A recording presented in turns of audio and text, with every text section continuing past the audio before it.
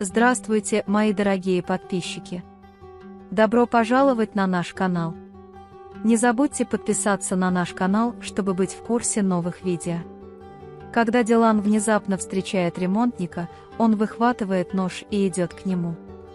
В этот момент приходит Баран, забирает нож из руки и объясняет, что за монтажом приехал мастер по ремонту. Дилан объясняет, что когда мужчина ушел, я испугалась, увидев незнакомца. Берг закрывает двери ресторана и переворачивает табличку «Открыто» на двери, делая ее закрытой. Он подходит к Ясмин и протягивает ей пистолет. Он говорит: «Ясмин, не бойся, я не причиню тебе вреда». Ясмин говорит: «Но вы причиняете вред», направляя пистолет. Берг говорит: «Знаешь, как мне грустно было, когда ты приблизился к Харуну. Я знаю, что ты тоже меня любишь, не бойся, я чуть не убил Харуна». Когда Ясмин говорит ему оставить меня и держаться от меня подальше, «Я жду тебя уже много лет», верит Берг и становится счастливым.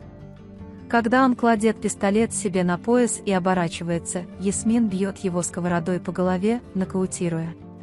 Пока Бэрон разговаривает с Диланом типа «Успокойся, почему ты так себя ведешь?», Дилан спрашивает, что все эти мужчины делают в доме и почему ты не сказал им раньше. Когда Баран говорит, что он преувеличивает, а Дилан Шаир говорит, что если Шаир войдет в больницу, он войдет сюда, Баран злится, говоря, что он не допустит этого. Госпожа Азади расстроена тем, что Дилан дал ей отпор за то, что она забрала Мирана без его ведома, и делится этим с Гулем. Пока Ясмин ждет прихода Харуна возле ресторана, Берг приходит в себя и покидает ресторан. Ясмин прячется за кустами, чтобы Берг ее не увидел. Пока Дилан разговаривал с Мираном и говорил: «Не волнуйся, мама, я защищу тебя от всего», внезапно кто-то выламывает дверь. Приходит Баран и спрашивает: «Зачем ты это делаешь? Что значит запереть двери и запереться в комнатах?» Дилан говорит, что в особняке так много странных мужчин, что я защищаю нашего сына. Затем он берет поднос из рук Барана и садится, чтобы мы больше не спорили при сыне, а я могла съесть свою еду. Бэрон уходит, говоря, что идет на исследование. Когда он приходит в учебную комнату, господин Кудрет спрашивает, что случилось, сынок. Баран Дилан говорит: он очень обеспокоен, и я задавался вопросом, что делать с тех пор, как сказал ему, что Шаир пришел в больницу. Господин Кудрет и Ферат со временем привыкнут и постараются защитить своего малыша с чувством матери. Ферат выходит из кабинета вместе с Геном Кудретом и отправляется исследовать Шаира. Пока Дилан и Миран спят в постели, в комнату входит Баран, и пока они спят, Дилан просыпается. Когда она видит, что с ними Баран, она снова засыпает. Пытаясь удержать Барана на руках, он внезапно вскакивает и берет Мирана на руки. Когда Бэрон спрашивает: «Разве ты не собираешься отдать мне ребенка?», Дилан отвечает: «Слушай, ты говоришь это во второй раз сегодня, я обижен». Затем, когда он передает его Барану, Баран держит его на руках и велит Дилану поспать и отдохнуть. Когда Дилан спрашивает: «Хорошо, но ты здесь, верно? Ты не покинешь Мирана?» Баран отвечает: «Я здесь, я не уйду». Пока Ясмин ждет в своем укрытии, приходит Харун, и Ясмин сердито рассказывает, что произошло. Харун входит в ресторан и пытается попросить у Берка отчет, но Берка там нет. Дилан слышит, как Бэрон разговаривает с Мираном: «Не просыпайся, ладно, мама, она очень устала и немного нервничает в эти дни, но это пройдет». Ким нервно говорит: «Ты сплетничаешь обо мне и моем сыне». Затем он встает, берет Мирана на руки и говорит: «Баран, я внизу, пока ты не покормишь моего сына». Когда Дилан говорит: «Не уходи и не оставляй нас одних», Бэрон злится, а Дилан говорит, что мы не можем все время оставаться запертыми в этой комнате. Дилан реагирует на реакцию Барана словами: «Можешь идти, я защищу своего сына». Бэрон говорит, что я ухожу, но я не хочу, чтобы эта дверь была заперта, когда я вернусь. Когда Баран спускается вниз, мужчины говорят, что работа еще не окончена, проблема серьезнее, чем они ожидали, и завтра они придут снова. Пока Миран спит в своей кроватке, Бэрон наблюдает за ним и любит его. Когда он лег спать, Дилан погрузился в глубокий сон. Когда она ласкает волосы Дилана и наблюдает за ним, Дилан внезапно вскакивает и вытаскивает нож. Баран Дилан говорит, что это я, и тут же берет нож. Когда Барану отрезают руку, Дилан очень расстраивается и извиняется. Бэрон злится и говорит, что у меня в руке ничего нет. Дилан, что значит спать с ножом. Когда Дилан спрашивает, больно ли тебе, Бэрон говорит, что ему больно, когда он видит тебя в таком состоянии. Азра приходит в особняк, оправдываясь подписью. Пока Ферат подписывает контракт, Гуль готовится и приходит. Когда я спрашиваю Ферата, разве мы не собирались поужинать, Ферат говорит, у меня осталось немного работы, мы пойдем сейчас, высадим Азру у ее дома, а потом пойдем оттуда. Дилан накладывает повязку на руку Барана, и они ложатся вместе. Джевдет и Цеврии очень расстроены, потому что не могут увидеть истинное лицо Берка. Харун и Ясмин приходят к ним и говорят, что они в полицейском участке и что у Берка много судимостей, но его до сих пор не поймали. Харун говорит, что если в тумане все в порядке, я останусь здесь на ночь. Когда Джевдет и Цеврии говорят, что все в порядке, конечно, лучше остаться, Харун поворачивается к Ясмин и говорит, «Не бойся, я с тобой, я не позволю ей причинить тебе боль».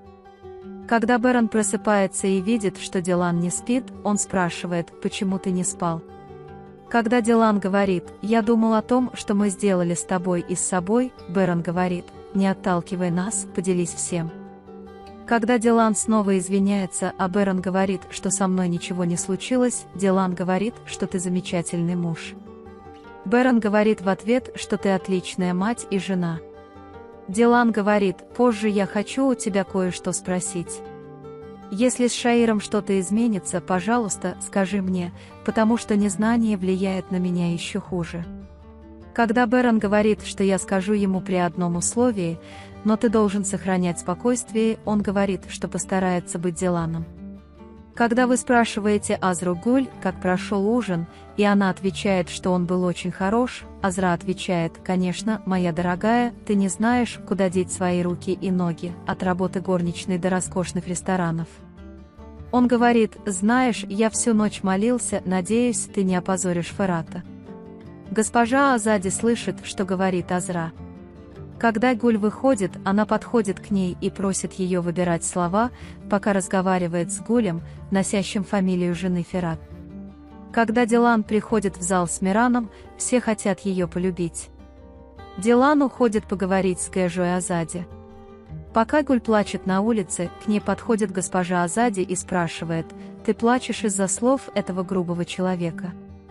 Когда Гуль говорит, перед тем, как пожениться, вы сказали мне, что прошлое будет преследовать вас, госпожа Азади говорит, это было раньше, теперь перед вами другая госпожа Азади, держите голову высоко, не поклонись. Не только твой муж, но и все корабеи за тобой. Когда он говорит, давай вместе выпьем кофе, они заходят вместе. Они рады видеть перед собой Дилана и Мирана.